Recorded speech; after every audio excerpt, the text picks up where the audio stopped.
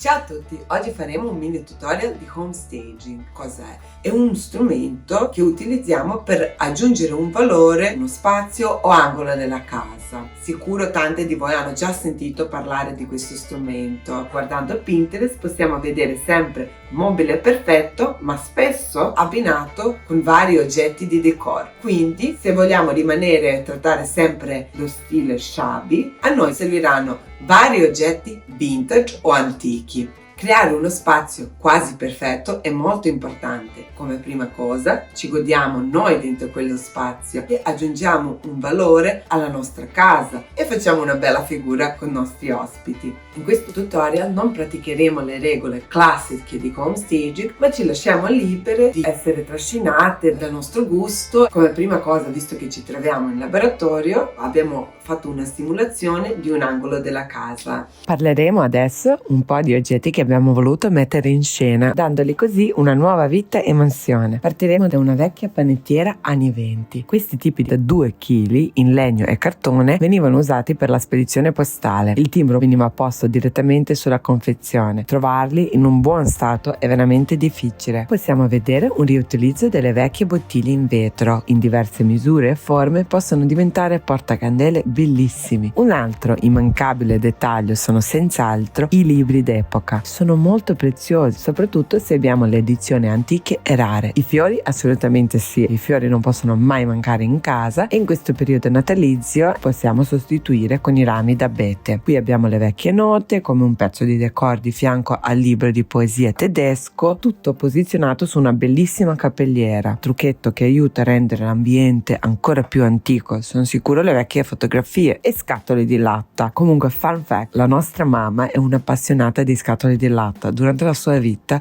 le ha raccolte migliaia. Poi le ghirlande, chi dice che devono essere solo create nei periodi natalizi? Noi le creiamo tutto l'anno con diversi tipi di fiori e piante. Sono molto belle e anche così semplici. Poi con le vecchie stampe qui messe in cornice sul muro, molto carine, e invece vecchi scuri e le vecchie porte, se li troviamo interessanti, noi li utilizziamo come decor in casa, appoggiate semplicemente sul muro con alcuni piccoli dettagli come questo mestolo per esempio. Parlando di design e di estetica, secondo noi non si può sbagliare giocando con le cose vintage e antiche, con le forme e materiali. Tutti questi oggetti daranno un valore in più alla vostra casa. Mi piace sempre consigliare di andare ai mercatini di usato, comprare questi pezzi unici dei piccoli venditori, delle piccole realtà, piuttosto che andare in grandi negozi. Costa un pochino di meno, ma non avrà mai un valore vero come un oggetto antico. Per questo sosteniamo pure noi le famiglie e piccoli artigiani piuttosto di grandi marche. Non mescolate troppo le cose nuove che assomigliano soltanto alle vecchie con le cose antiche davvero vecchie, perché così perdiamo un po' di valore. Vogliamo sempre farli risaltare ancora di più, dandogli un posto unico nelle nostre case.